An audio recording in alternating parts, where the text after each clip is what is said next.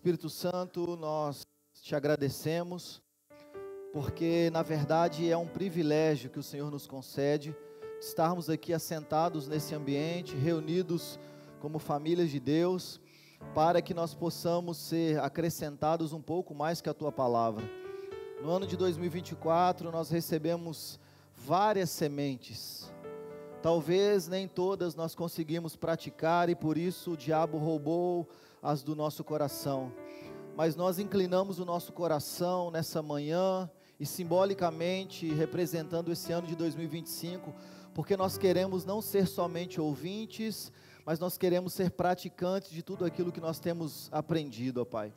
Nós sabemos que todos nós somos incompletos, mas que o Teu Evangelho de fato é o poder que tem nos transformado. Nós não somos mais os mesmos de um tempo atrás, mas nós sabemos que ainda falta uma obra a ser completada nas nossas vidas.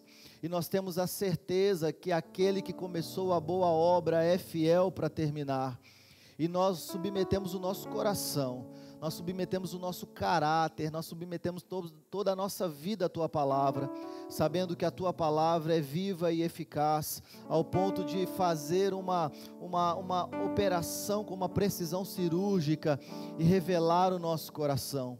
Nessa manhã nós pedimos que uma vez mais o Senhor recaia sobre nós com espírito de sabedoria e revelação, por parte do Teu Espírito, porque nós queremos aprender um pouco mais de Ti, nós queremos Te conhecer um pouco mais, para que nós possamos ser um pouco mais conhecidos por Ti. Esse é o desejo do nosso coração nessa manhã, em nome de Jesus. Irmãos, como todo mundo sabe, 2024 foi o ano do Evangelho, e 2025 também vai ser o ano do Evangelho, né? E 2026 também vai ser o ano do Evangelho. Então eu quero começar a pregar o Evangelho para vocês novamente. Eu não sei se você sabe, mas o Evangelho ele está descrito de Gênesis a Apocalipse, porque tudo que está escrito no Antigo Testamento, tem gente que está tentando descredibilizar o Antigo Testamento hoje, né? Tem gente que está tentando atualizar a Bíblia, né? Por incrível que pareça, já tem gente aí tentando, né? Famoso, né? Tentando aí fazer com que nós possamos ser enganados, mas graças a Deus não somos levados por qualquer vento de doutrina, porque nós estamos solidificados na Palavra de Deus. Mas o Antigo Testamento é tanto a Bíblia como o Novo Testamento. A questão do Antigo Testamento e não entenderam que o Antigo Testamento ele aponta para o Novo Testamento. Então aquilo que nós não temos de revelação completa no Novo Testamento, nós temos de uma revelação plena, completa, aquilo que nós não temos de revelação plena no Antigo, nós temos revelado no Novo Testamento, mas o Evangelho, ele está presente de Gênesis a Apocalipse, isso você pode acreditar em mim. Eu gostaria de começar esse ano lendo, então, eu não sei se você está comigo, mas nós estamos não vou nem falar desafio não, porque seria muito cara de pau, mas nós estamos aí no propósito de leitura da Bíblia, amém? Se você é membro dessa igreja, não é um convite, tá? É uma convocação. Nós estamos, e é tão bom, né? Eu estava conversando isso lá em casa já, aí depois o Jefferson me fez um convite, aí nós conversamos, o Joab já preparou tudo lá, já mandou. Irmãos, nós estamos falando de 7 capítulos da Bíblia por dia, que dá aproximadamente, se você fizer aquela leitura, vou usar uma boa palavra para eu não ser considerado grosso. Se você fizer aquela leitura dinâmica, você vai ler isso aí, gente, em 15 minutos, em 20 minutos, mas 7 capítulos por dia é pouquíssimo tempo. Se você demorar um pouquinho mais, aí vai dar entre 30 a 40 minutos, ou seja, não tem desculpa para você não participar dessa leitura. E acima de tudo, irmãos, a Bíblia, ela é a palavra de Deus, e a palavra de Deus é o poder de Deus, e o poder de Deus, ele nos restaura. E se você dá qualquer Google aí, não precisa nem ser só ser na questão religiosa, não. Você pode dar qualquer Google aí que você vai ver dos efeitos que já foram comprovados na mente humana da leitura diária da Bíblia. Isso aí é lindo, irmãos, da oração, da leitura bíblica, das disciplinas espirituais, enfim. Mas falando especificamente da Bíblia, então nós estamos nesse propósito. Se você é membro da Atos, você já está atrasado se você não começou. São 7 capítulos por dia, aleluia. Então nós estamos lendo o livro de Gênesis, e eu quero começar a ler com vocês a partir desse momento. Gênesis capítulo 4, nós vamos ler do 17 ao 26, e depois nós vamos ler do 5, do 1 ao 32. Então, Gênesis capítulo 4, 17 até o 26, e depois nós vamos ler o 5 ao 32. Capítulo 5, versículo 1 ao 32. Diz assim: antes eu vou introduzir vocês aqui na mensagem, porque talvez pode ficar um pouco confuso. A Bíblia, ela vai já no início falar sobre duas linhagens. Todo mundo aqui sabe que o pecado fez separação entre Deus e o homem, e nós sabemos que a expectativa de Eva era que Deus fosse redimir a criação, ou a humanidade, por intermédio do seu primeiro filho, que foi Caim. E todos nós sabemos que Caim, ele na verdade não redimiu ninguém, pelo contrário. Caim, ele foi o primeiro assassino da história da humanidade. Caim, então, ele mata Abel, e foi necessário que um outro nascesse, a saber, Sete, para ficar no lugar de Abel. Então a Bíblia, desde o princípio, ela vai falar sobre duas linhagens: a linhagem do Cristo e a linhagem do anticristo, a linhagem de Caim e a linhagem de Sete. Se você olhar historicamente, biblicamente, sempre nós temos essas duas gerações que elas andam paralelamente. Então, paralelamente ao mover de Deus, existe o mover das trevas. Então, enquanto Deus está fazendo, o diabo também está fazendo. Enquanto existe uma linhagem que está caminhando na vontade de Deus, também existe uma linhagem que não está caminhando na vontade de Deus, e nós sabemos que isso ainda é uma realidade nos nossos dias. E aqui nós vamos falar sobre Caim, mas também nós vamos falar sobre Sete. Então é a linhagem do Cristo, Sete, e a linhagem do anticristo. O que é anticristo? É viver uma vida contra os princípios de Cristo. Então, a partir do versículo 17: e conheceu Caim a sua mulher, e ela concebeu e conheceu Caim a sua mulher, e ela concebeu, e teve a Enoque. E ele edificou uma cidade, e chamou o nome da cidade pelo nome do seu filho Enoque. A saber, não é aquele Enoque que foi trasladado, tá? A gente está falando do Enoque anterior a ele. Versículo 18: e a Enoque nasceu Irade, e a Irade gerou Meujael. Isso aqui, para vocês que estão julgando o joguinho aí de nome bíblico, aí vocês podem ficar espertos aí agora. Meujael gerou Jadiael, daqui a pouco eu vou chegar em Jadiael. Metusael gerou a Lameque, e tomou Lameque para si duas mulheres, e o nome de uma era Ada, e de outro era Zilá. Ada teve a Jabal, este foi o pai de todos os que habitam em tendas e têm gado. E o nome do seu irmão era Jubal, este foi pai de todos os que tocam harpa e órgão. Zilá também teve a Tubal-Caim, mestre de toda a obra de cobre e de ferro, e irmã de Tubal-Caim foi Naamá.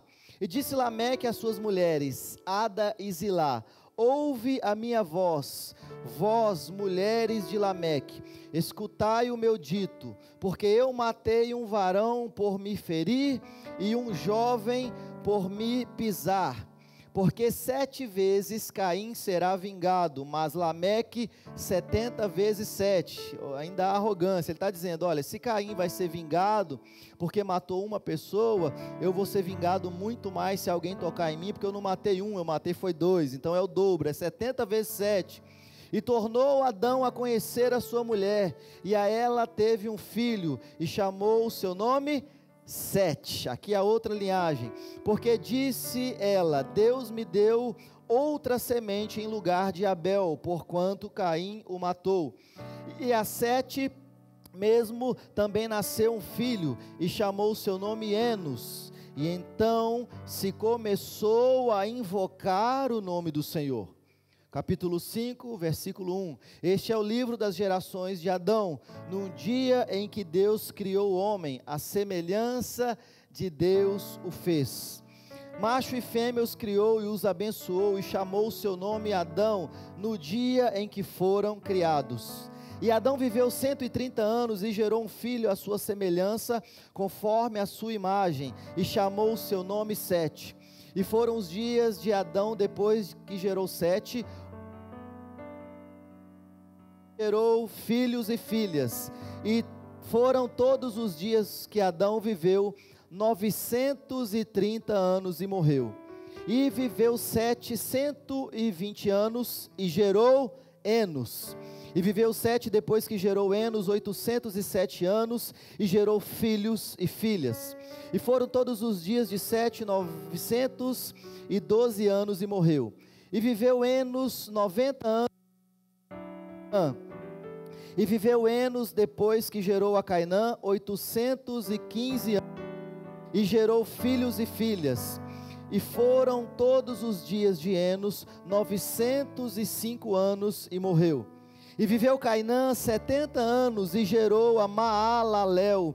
E viveu Cainã depois que gerou a Maalalel 840 anos e gerou filhos e filhas. E foram todos os dias de Cainã 910 anos e morreu. E viveu Maalalel 65 anos e gerou a Jared. E viveu Maalalel depois que gerou a Jared 830 anos e gerou filhos e filhas. E foram todos os dias de Maalalel 895 anos e morreu. E viveu Jared 162 anos e gerou a Enoque. E viveu Jared depois que gerou Enoque 800 anos e gerou filhos e filhas. E foram todos os dias de Jared 962 anos e morreu. E viveu Enoque, esse sim o Enoque que você conhece, 65 anos e gerou a Matusalém. E andou Enoque com Deus depois que gerou a Matusalém 300 anos e gerou filhos e filhas. E foram todos os dias de Enoque 365 anos, e andou Enoque com Deus e não se viu mais, porque Deus o tomava para si. E viveu Matusalém 187 anos e gerou a Lameque. E viveu Matusalém depois que gerou a Lameque 782 anos e gerou filhos e filhas. E foram todos os dias de Matusalém 969 anos e morreu. E viveu Lameque 182 anos e gerou um filho, e chamou o seu nome Noé, dizendo que consolará acerca de nossas obras e do trabalho de nossas mãos, por causa da terra que o Senhor amaldiçoou por causa do homem.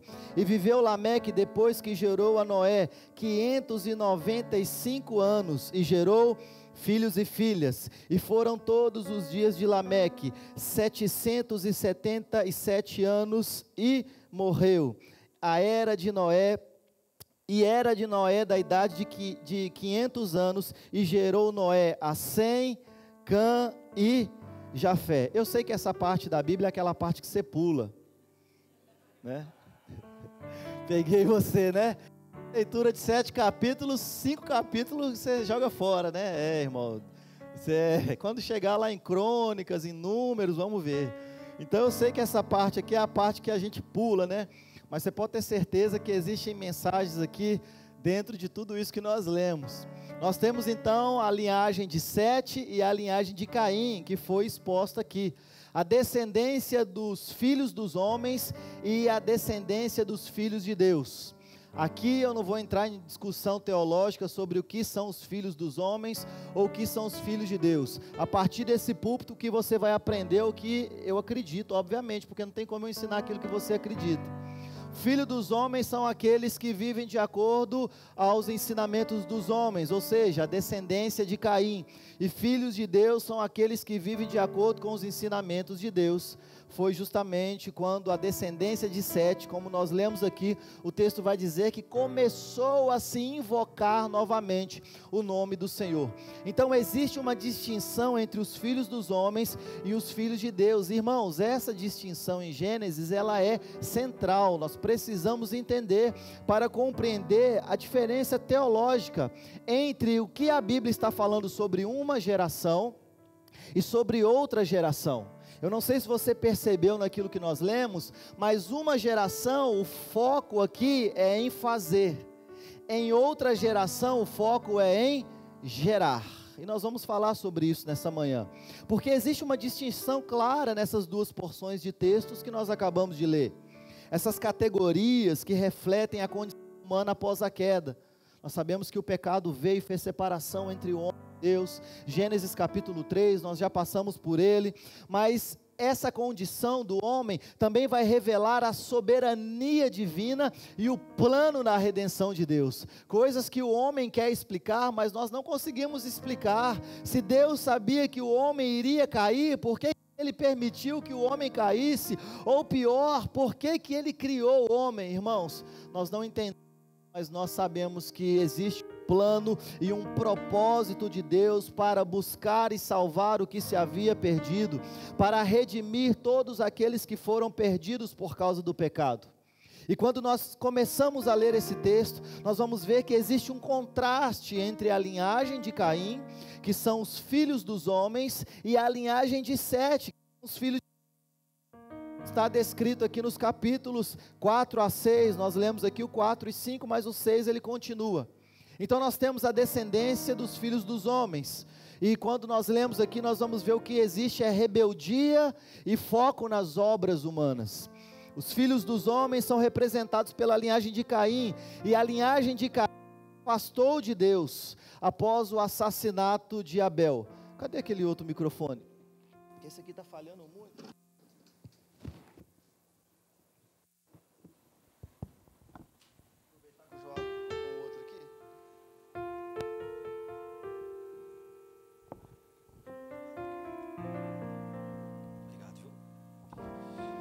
Os filhos dos homens são representados pela linhagem de Caim, então eles se afastaram depois do assassinato de Abel. Então desde o princípio, irmãos, essa linhagem, ela é marcada por pessoas que querem viver a sua vida de forma independente a Deus. E essa independência ou essa autonomia, ela é mostrada na Bíblia como um esforço humano, como um esforço para a exaltação do próprio homem. Olha o que está descrito em Gênesis 4, 16, 17. Retirou-se Caim da presença do Senhor e habitou na terra de Nod, ao oriente do Éden, e conheceu a Caim a sua mulher, e ela deu à luz a Enoque. Caim edificou uma cidade e deu o nome de seu filho Enoque. Então o texto aqui é claro, dizendo o quê? Que Caim, ele se afasta da presença do Senhor, e que ele vai buscar estabelecer uma segurança pelos seus próprios meios. Eu sei que hoje nós buscamos a cidade para ter segurança e conforto, mas isso não é algo novo, né? Porque na verdade na cidade hoje o que menos nós temos é segurança. Agora, quando Caim ele estabeleceu essa cidade, foi justamente para que ele pudesse ter segurança, para que ele pudesse ter um conforto, ou seja, para que ele pudesse estabelecer a sua forma de vida independente a Deus pelos seus próprios feitos. A Bíblia diz que ele constrói uma cidade, que é um símbolo de autonomia, é um símbolo de autossuficiência. Construção de cidade no início do texto bíblico é para dizer que o homem quer engrandecer a sua própria obra.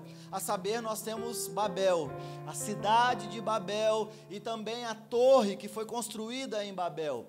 É o homem construindo algo para se achegar a Deus, e essa é a base da falsa religião.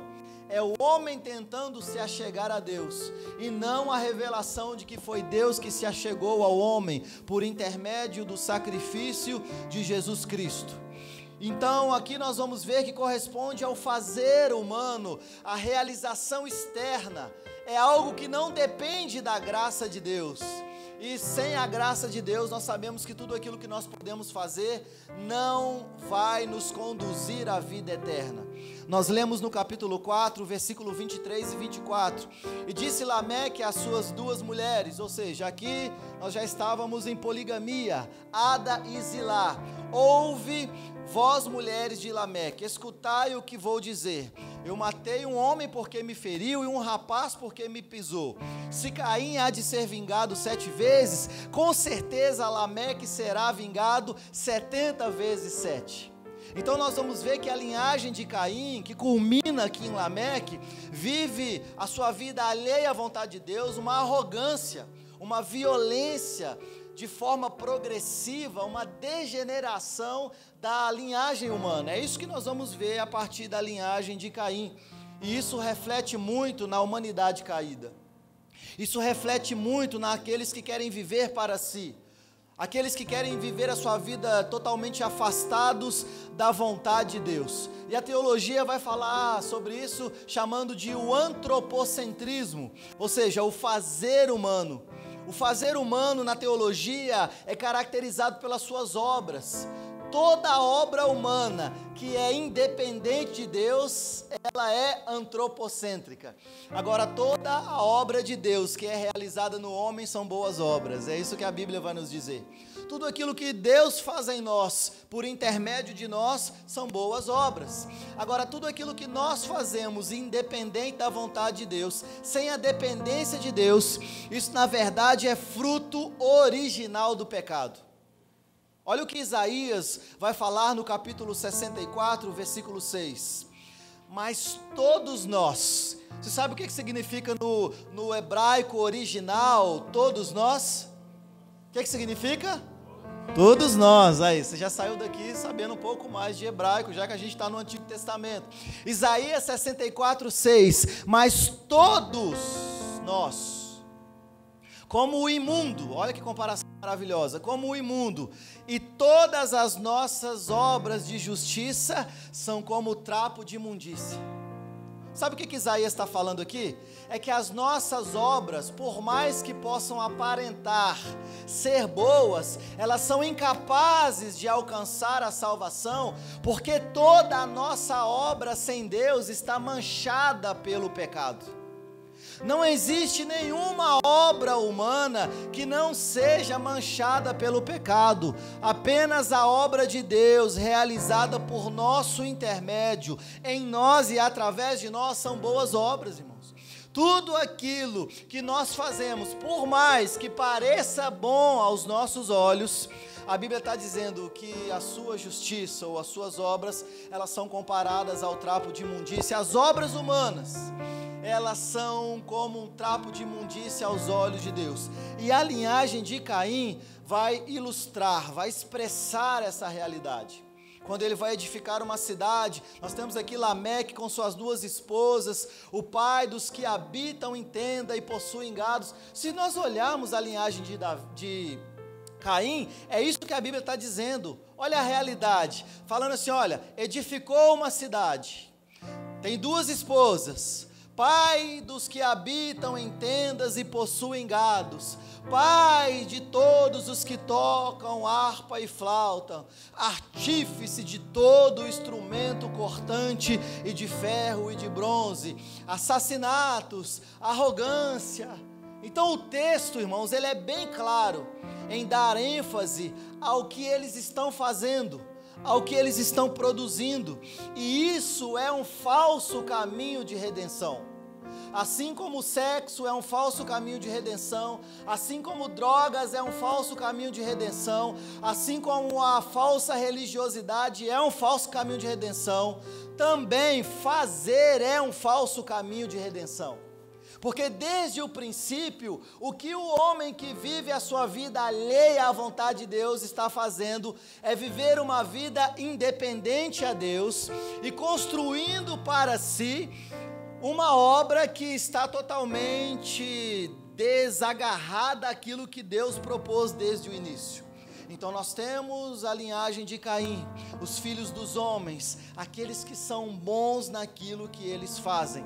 Mas nós também temos a descendência dos filhos de Deus. A descendência dos filhos de Deus, ela é totalmente dependente da graça divina.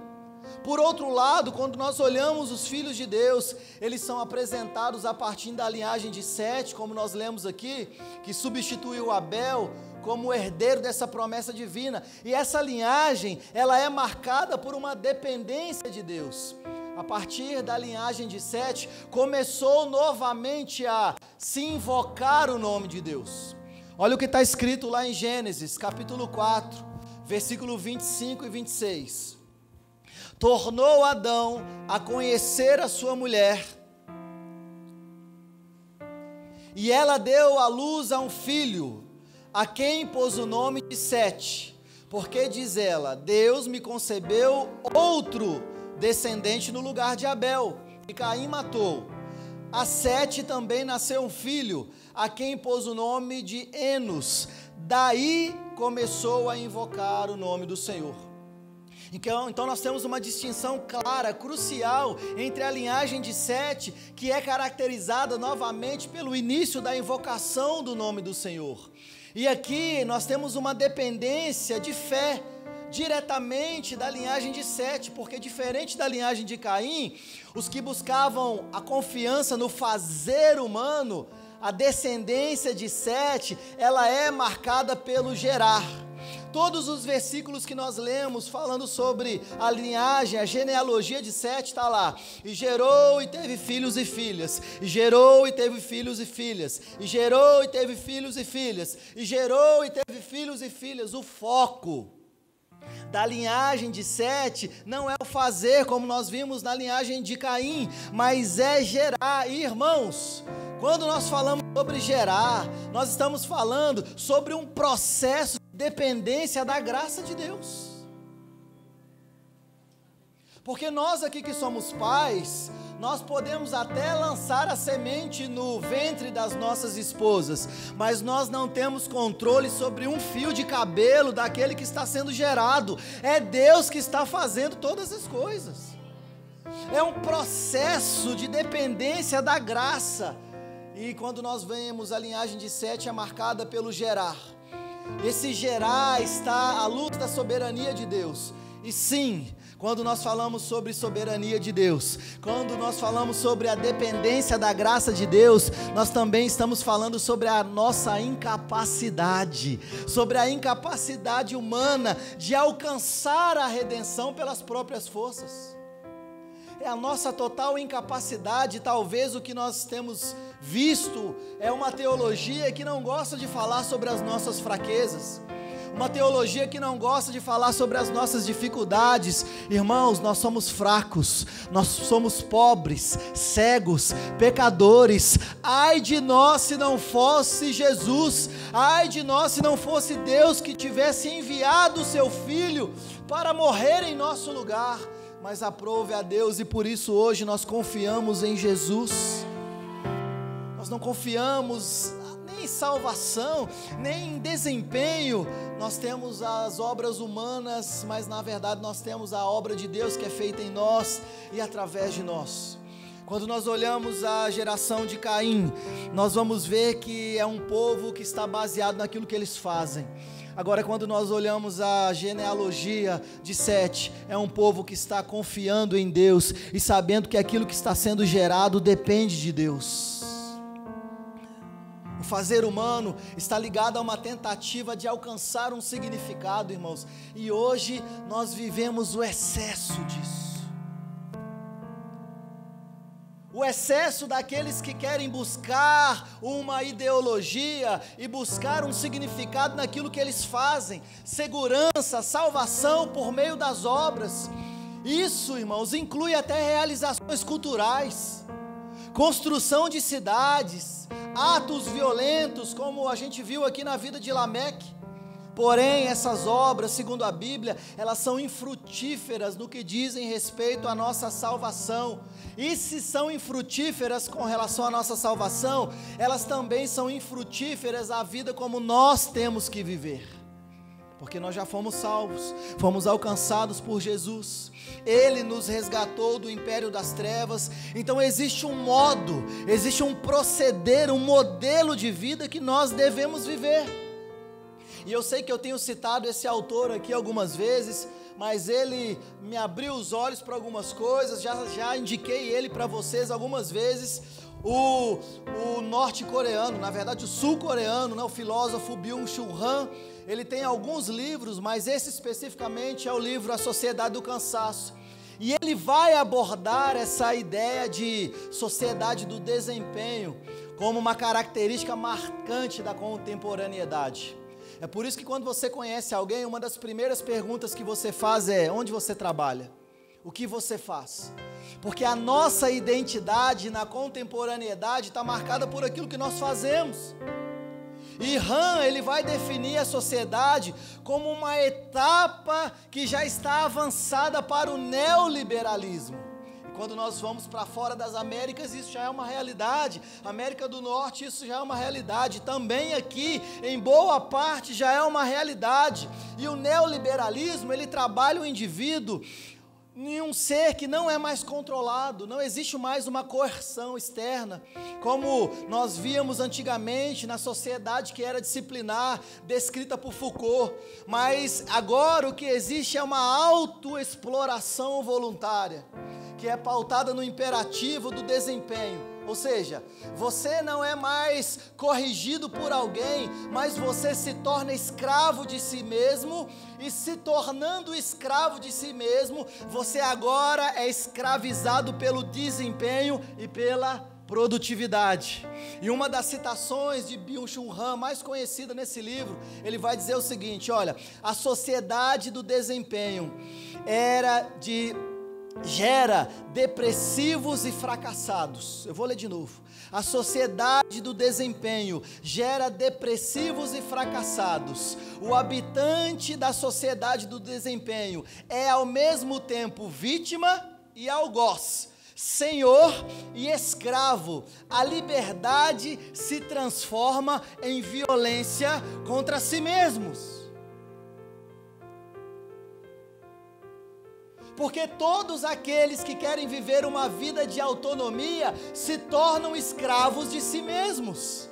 Nós fomos libertos por Deus para amar a Deus, para servir a Jesus e para servir ao próximo. Todos aqueles que querem viver uma vida de autonomia, todos aqueles que querem viver uma vida desgarrada da vontade de Deus, se tornam escravos de si mesmos.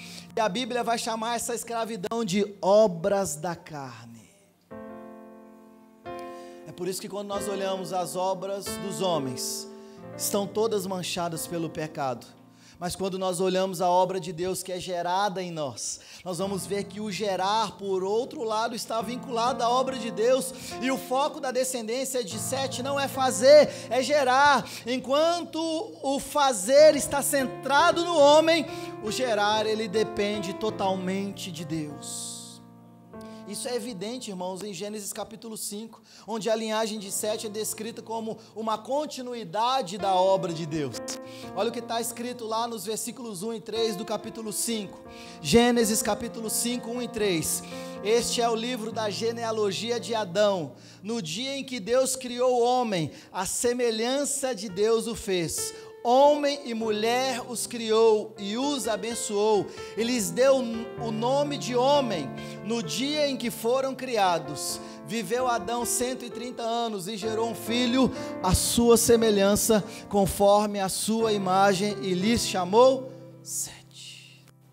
A Bíblia está dizendo, se Adão ele foi criado à imagem, conforme a semelhança de Deus, o que Adão está passando é essa imagem e semelhança que ele recebeu do próprio Deus. A linhagem de Sete, ela é descrita como gerada à semelhança de Deus. E isso reflete uma continuidade da imagem divina. Obviamente que agora, com os seus limites por causa do pecado, mas isso aqui é para enfatizar uma promessa redentora para o futuro, que está diretamente ligada àquilo que a obra do Espírito está gerando no homem, e tudo aquilo que Deus está gerando no homem depende totalmente da graça divina. Então, enquanto nós fazemos, nós dependemos do nosso desempenho. Agora, quando Deus faz, nós dependemos da graça de Deus. Qual que é o papel de Deus nesse gerar? Nós precisamos entrar no plano de Deus e não colocar Deus nos nossos planos. Nós precisamos nos submeter à vontade de Deus e não submeter a Deus à nossa vontade. Porque em muitos lugares, ou para muitas pessoas, Deus ele tem se tornado apenas um apetrecho. Alguma coisa que eu coloco na minha mochila para que os meus sonhos possam se realizar, para que a minha vontade possa se realizar. Deus ele é apenas um patuá, que eu uso ele de vez em quando eu preciso. Deus ele se tornou um gênio da lâmpada. Eu vou vivendo a minha vida, mas na hora que eu preciso acionar Deus, eu entro no meu quarto, fecho a minha porta e vou dar uma esfregadinha na lâmpada, porque Ele vai me atender. Irmãos, Deus ele continua sendo Deus. Não é assim que funciona. Quando nós fazemos da nossa forma, nós vamos colher frutos de acordo com aquilo que nós plantamos. Mas quando Deus ele vai gerando em nós e nós nos tornamos dependentes da graça divina, nós também vamos colher frutos de acordo com a sua semente. E o papel de Deus nesse ato de gerar, que é um ato soberano de Deus, é descrito na Bíblia. Olha o que João vai dizer no capítulo 1, versículos 12 e 13. Evangelho segundo João, capítulo 1, versículos 12 e 13, diz assim, olha: mas a todos quantos o receberam, deu-lhes o poder de serem feitos filhos de Deus, a saber, aos que creem em seu nome, os quais não nasceram do sangue, nem da vontade da carne, nem da vontade do homem, mas nasceram de Deus. Então todos nós sabemos aqui que a salvação, ela não é fruto do esforço humano. Salvação não é porque você fez, salvação é pela graça, por intermédio da fé, não vem de nós, é dom de Deus, não de obras, para que ninguém se glorie, pois somos feitura dele, criado para as boas obras, pela qual ele nos predestinou para que andássemos nela. Aleluia, glória a Deus por isso. Mas o ato de Deus em nós, que é gerar, isso vai chamar a uma responsabilidade sim a todos nós, mas Deus ele chama os seus eleitos à vida. Sendo assim, a nossa vida deve refletir essa realidade. Então qual que é o nosso foco? Não é mostrar o nosso desempenho. O nosso foco não é mostrar o nosso desempenho em 2025. O nosso foco aqui não é o que você vai fazer em 2025. Vamos fazer uma lista porque eu preciso saber o que eu vou fazer em 2025. A Bíblia diz que você pode até fazer planos, mas você não deve confiar neles, porque se Deus quiser vai acontecer, mas se Ele não quiser, Ele vai destruir o seu castelo com certeza. Então é por isso que nós não pautamos o nosso 2025, ou não deveríamos pautar o nosso 2025 naquilo que nós vamos fazer no nosso desempenho, mas nós vamos pautar o 2025 em uma coisa: quem? Em quem você vai gerar.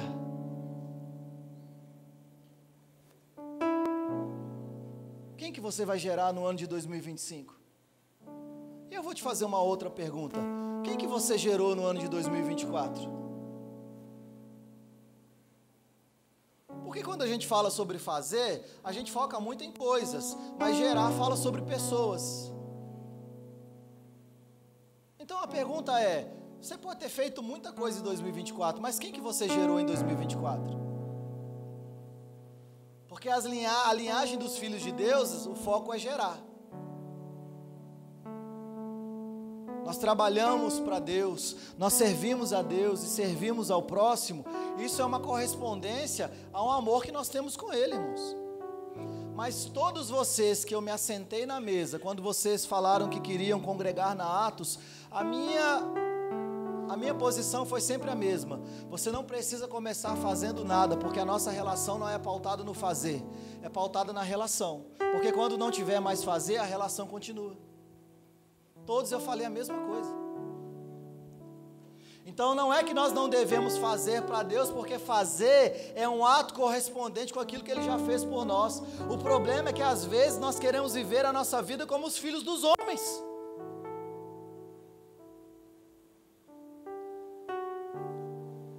É sempre focando naquilo que eu tenho que fazer para que eu possa alcançar o meu objetivo. A pergunta é: quem que você vai gerar em 2025? E sinceramente, irmãos, talvez para você começar a gerar, você vai ter que parar de fazer.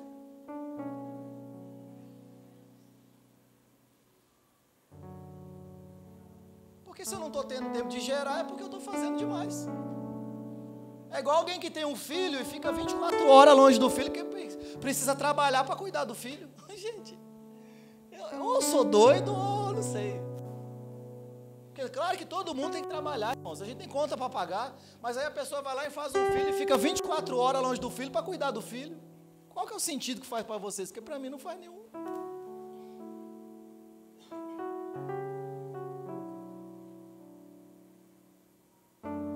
Eu tenho certeza que muitas pessoas aqui vão precisar parar de fazer muitas coisas para começar a ter foco no gerar. se nós somos da linhagem de Deus. E quando nós chegamos na soberania de Deus, nós vamos ver que existe esse paralelo, então, entre os filhos dos homens, que são aqueles que vivem a sua vida alheia à vontade de Deus, e os filhos de Deus, que há uma diferença evidente, absurda, entre fazer e gerar. É uma distinção que aponta para isso, irmãos. Então é por isso que também todas as mesas que nós conversamos, eu disse para vocês o seguinte: por que quando você sai de uma comunidade, você sai de uma igreja, você perde todas as relações? Porque todas as suas relações estavam pautadas naquilo que você fazia.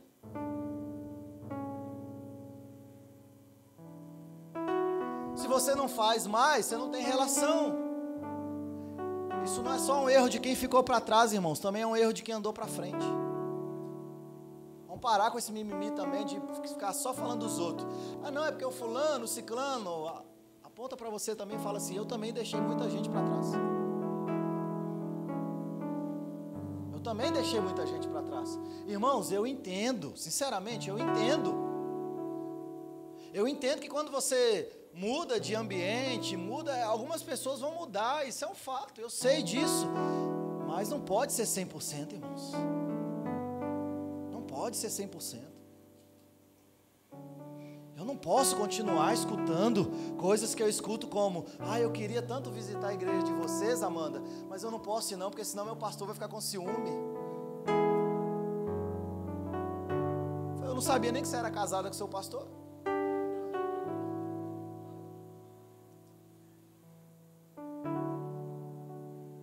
Irmão do céu. Se nós somos os maduros aqui da relação, a gente vai, volta lá. Você sabe de que eu estou falando. Volta lá e restabelece laços com pessoas que ficaram para trás, irmãos. Isso tem nada a ver com onde você está congregando, não. E se você quiser voltar também, pode voltar, está na bênção, em nome de Jesus. Eu estou falando sobre comunhão do Espírito Santo de Deus. Porque existe um paralelo e a distinção é absurda. Não adianta reunirmos aqui ou em qualquer outro lugar, de casa em casa. A gente teve de casa em casa no final do ano, né? Eu estava falando ali, eu fiquei maravilhado. As pessoas se reuniram, cada panela no seu lugar, com a tampa aberta, né? Aleluia. Mas assim, eu fiquei feliz, eu não fiquei triste, eu fiquei feliz. Falei, gente, que bom. As pessoas se reunindo, todo mundo junto ali, dentro da medida do possível. Glória a Deus por isso. Mas não adianta a gente ficar se reunindo de casa em casa, reunindo aos cultos aqui no domingo, ter comunhão, né, ao longo da semana, se o nosso foco for fazer. Tem gente que não faz nada, isso aí eu sei, que já é o outro lado da moeda.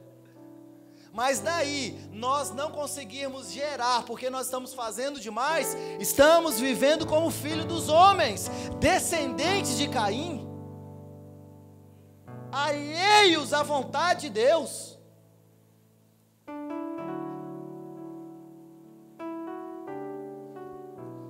É uma diferença entre fazer e gerar. Quando nós olhamos para a incapacidade humana, irmãos, o homem ele está caído. A Bíblia diz em Gênesis que ele está em seu estado caído. E o desejo do coração do homem é buscar pela salvação. É por isso que eu citei aqui um termo teológico: falsos caminhos de redenção. Onde o homem, ele tem manchado, ou ele tem, em certa maneira, um desejo no seu coração de se ligar novamente a Deus. E tem uma máxima falando que todos os caminhos levam a Deus, e é verdade. Porque, irmãos, um dia todo olho verá e toda língua se dobrará e vão dizer que Ele é o Senhor. Então, todos os caminhos vão levar a Deus. O problema é que alguns vão para a perdição e outros para a salvação. Mas todos os homens têm o desejo no coração de se ligar novamente. O problema é que ainda tem muita gente achando que é pelo muito fazer, que é pelas tentativas, e essas tentativas são inúteis se elas não forem uma resposta daquilo que está sendo gerado no nosso coração. É Por isso que o texto bíblico vai dizer, muitos naquele dia vão dizer, mas eu fui um crente bom demais, da conta sou. Eu expulsei demônios, até entrevista com eles eu fiz. Orei em outras línguas. Dei aos pobres, eu fiz a tua obra. E o texto vai dizer o quê? Apartai-vos de mim, porque eu não vos conheço. Irmãos, nunca foi sobre fazer, sempre foi sobre aquilo que Deus está gerando em nós. Nunca foi sobre fazer, mas sobre quem estamos nos tornando. O Evangelho não é sobre fazer, o Evangelho é sobre quem está sendo formado em nós, Cristo. Sobre quem está sendo gerado em nós. E quando nós olhamos para o homem em seu estado caído, todas essas tentativas, elas são inúteis diante de Deus. Mas para nós que nascemos de novo, nós não podemos viver assim, irmãos. E tem como você ter nascido de novo e viver no trato passado, como Paulo diz. Para Paulo ter que escrever carta para a igreja, para dizer o seguinte, aqui irmãos, então deixa eu contar uma novidade para vocês, vocês nasceram de novo, então vocês não são mais escravos do pecado, então vocês podem viver a sua vida, na verdade vocês devem viver a sua vida, sem estar sob o jugo do pecado. É porque tem como eu nascer de novo e viver como alguém que não nasceu de novo, tem como eu ser filho de Deus e viver como um crente carnal, como um filho do diabo.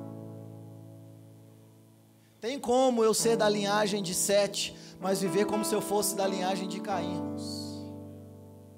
O problema é que a Bíblia vai dizer que Deus vai retribuir segundo as suas obras. Porque a gente pode até não estar falando de salvação aqui, mas existe uma recompensa que é dita na palavra por tudo aquilo que nós estamos fazendo.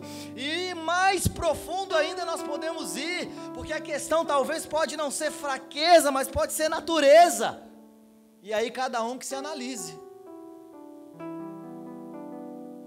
Estou dizendo daqueles que nasceram de novo. Nós não podemos viver dessa forma. Eu sei que a contemporaneidade, ela está nos empurrando, dizendo, faça, você precisa produzir, você não precisa ter um tempo ósseo, você não pode mais nem contemplar nada, você precisa estar o tempo todo produzindo, porque isso está agora revelando qual é a nossa identidade. Mas o que a Bíblia está dizendo em Romanos capítulo 12, não se amoldem a esse sistema, não se conformem com o padrão desse mundo, mas renovai a vossa mente, para experimentar qual seja a boa, agradável e perfeita vontade de Deus para a nossa vida.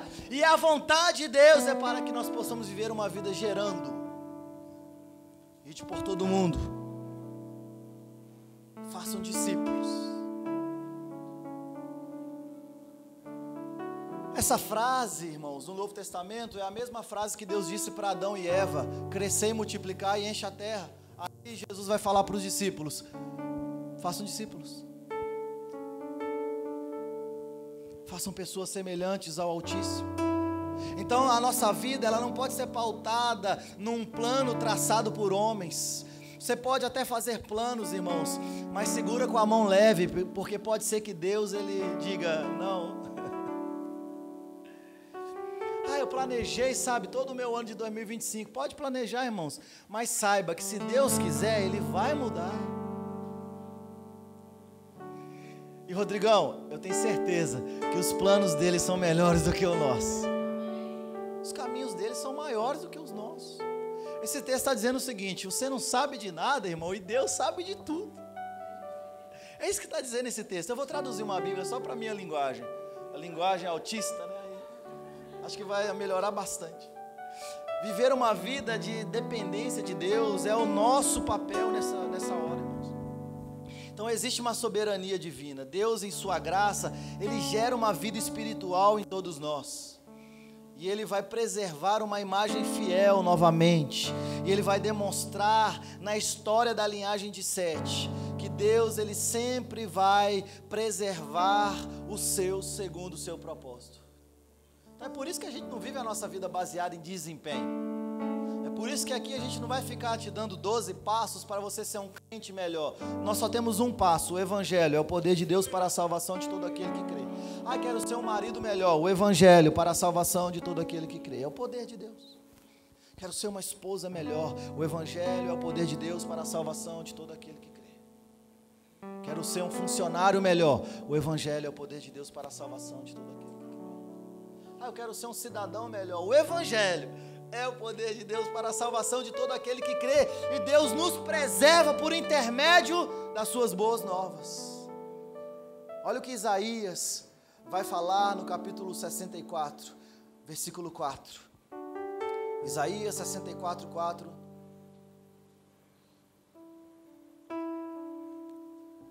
Por que você não precisa pautar sua vida no fazer? Simples, irmãos. Isaías 64, 4. Porque desde a antiguidade não se viu, não se ouviu, nem com o ouvido se percebeu, nem com os olhos se viu, Deus além de ti, que trabalha por aqueles que nele esperam. Uma melhor tradução para essa palavra é: por aqueles que nele confiam. Desde a antiguidade, irmãos, ainda não se viu, ainda não se ouviu um Deus que trabalha por aqueles que nele confiam, que nele esperam. É por isso que a Bíblia vai dizer: olha, o nosso trabalho hoje é descansar, é confiar. Descansar na Bíblia não é cruzar o braço e ficar parado. Descansar na Bíblia é confiar em Deus, é confiar nos seus desígnios, confiar no teu propósito e fazer aquilo que Ele quer que nós façamos.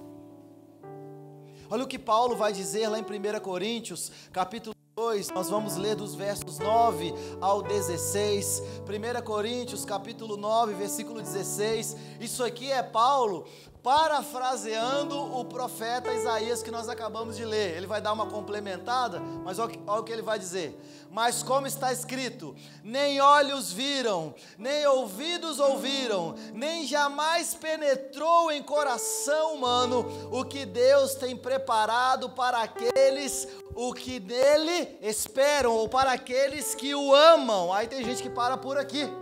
Glória a Deus, nem olhos viram, nem ouvidos ouviram, nem jamais penetrou no coração do homem aqui o que Deus tem preparado para aqueles que o amam. Então ninguém sabe de nada, tudo é um mistério. Irmão, o texto continua, depois do versículo 10 tem um 11, e por incrível que pareça, depois do 11 tem um 12, e depois tem um 13, então vamos continuar lendo? Vou ler novamente o 9, mas como está escrito, nem olhos viram, nem ouvidos ouviram, nem jamais penetrou no coração do homem, o que Deus tem preparado para aqueles que o amam, mas Deus nulo revelou no Espírito, porque o Espírito a todas as coisas perscruta, até mesmo as profundezas de Deus, pelo qual dos homens sabe as coisas do homem, senão o seu próprio Espírito que nele está. Assim também as coisas de Deus, ninguém as conhece, senão o Espírito de Deus. Ora, nós não temos recebido o Espírito do mundo, e sim o Espírito que vem de Deus, para que conheçamos o que por Deus nos foi dado gratuitamente. Disto também falamos, não em palavras ensinadas por sabedoria humana, mas ensinadas pelo Espírito, conferindo coisas espirituais com coisas espirituais. Ora, o homem natural não aceita as coisas do Espírito de Deus, porque eles são loucura, e não pode entendê-las, porque elas se discernem espiritualmente. Porém, o homem espiritual julga todas as coisas, mas ele mesmo não é julgado por ninguém, pois quem conheceu a mente do Senhor, e quem possa o instruir? Nós, porém, temos a mente de Cristo. O Espírito, o selo foi depositado sobre nós, e o Espírito é a mente de Cristo. Nós temos a mente de Cristo. É por isso que a revelação não ficou no passado. Nós recebemos toda a completude da própria revelação, que é pautada na mente de Cristo que habita em nós. É por isso que todos nós que nascemos de novo, não devemos viver a nossa vida baseado no que nós fazemos, porque você tem a mente de Cristo, você já sabe qual é a vontade de Deus, e eu sei que para o mundo isso é loucura, porque para o mundo, irmãos, você só tem sentido se você é produtivo. Mas eu estou procurando no ano de 2025, como que eu consigo ser o mais irrelevante possível? Sinceramente, vou tentar ser o mais irrelevante possível, o mais improdutivo possível, porque aí eu vou ter tempo de Deus gerar no meu coração as coisas do Espírito, porque os espirituais discernem as coisas espirituais. E é claro que o Espírito ele vai falando no seu coração, e eu não posso pautar sobre você a minha experiência. Ele vai dizer para você como você tem que fazer. Ele vai dizer para você o que você precisa parar de fazer para você começar a gerar. Ele vai abrir os olhos do nosso entendimento para que nós possamos viver como espirituais, já que nós temos a mente de Cristo. O que nós não podemos fazer no ano de 2025, irmãos, é viver mais um ano confiando naquilo que nós fazemos. Talvez você já ouviu muito lugar falando aí, é porque você é bom, você é o cuti-cuti de Jesus, você é o centro do coração de Deus. Aqui você vai ouvir, você é incapaz, você é insuficiente, apenas a graça de Deus que está sobre nós é capaz de realizar a vontade de Deus na nossa vida, e é por isso que nós vivemos a nossa vida baseada no gerar, porque não depende de nós. Nós lançamos a semente, mas é Ele que dá o crescimento. Qual que é a sua responsabilidade em 2025? Lança a semente, mas é Ele quem vai dar o crescimento. Confia nele. O autor e consumador da nossa fé, aquele que começou a boa obra é fiel para terminar. É por isso, irmãos, que talvez tem gente que se baseia, nossa, eu preciso de algo novo. A gente não precisa de algo novo, a gente precisa daquilo que já foi pautado na palavra. Permanecei, pois, firmes e inabaláveis, firmes e constantes. Josué 1:8, não cesse de meditar sobre o livro dessa lei, medita de dia e de noite, para que tudo quanto fizerdes, você possa ser bem sucedido, e então fará prosperar o seu caminho. Toda a nossa vida, ela é pautada no gerar, porque nós somos descendentes dos filhos de Deus. Por que nós estamos fazendo? Transmitindo a imagem de Deus, vivendo conforme a sua imagem e a sua semelhança. Talvez porque você já esteve em vários ambientes, onde você olha para trás hoje e fala assim, cara, era diferente, né? É porque em muitos lugares ainda o que as pessoas estão fazendo, ou vivendo, é buscar uma vida baseada naquilo que elas têm que fazer. O que a gente precisa fazer em 2025? Olha, a igreja do fulano lá está dando certo, vamos todo mundo para lá? Porque aí a gente aprende e planta aqui. Ctrl C, Ctrl V. Pragmatismo. É sempre assim, ó, o fulano lá está dando certo, o que será que ele está fazendo? Vamos lá. O fulano lá está fazendo isso, vamos lá aprender. O fulano está fazendo aquilo. Olha, outro dia falaram comigo, não, isso aqui eu não vou falar não, está muito perto. Irmãos, chega disso. Que a pergunta do nosso coração em 2024 seja, quem que eu vou gerar nesse ano de 2025, né? 5. Quem que você vai gerar no ano de 2025? Talvez quem você precisa gerar está mais perto do que você pensa. Tem gente que ainda está na incubadora, precisando ali, ser gerado. E aí?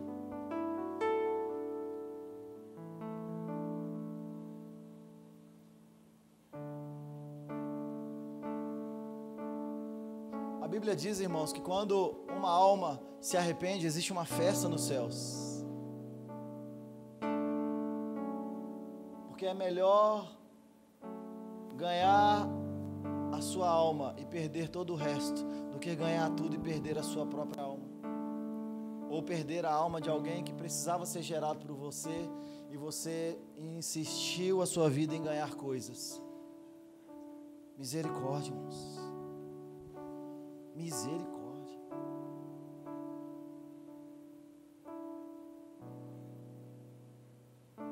Misericórdia. Nós não somos uma sociedade baseada no desempenho, não, irmãos. Até porque se fosse depender do meu desempenho, talvez, quer dizer, eu tenho certeza, nem vivo eu estava. Tinha sido morto há muito tempo.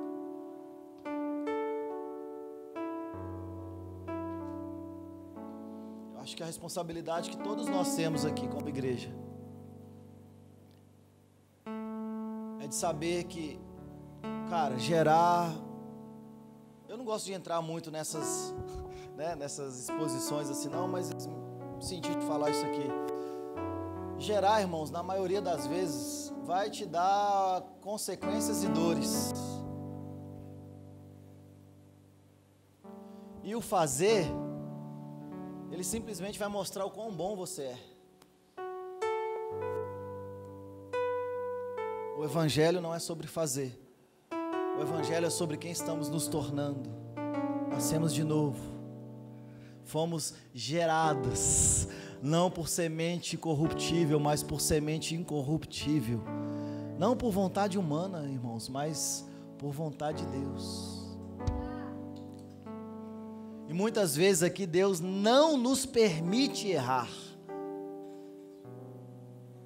Eu não sei se você leu o texto, e quando eu li esse texto, o Espírito Santo quase que me deu um cutucão e falou assim, tá vendo aí, ó?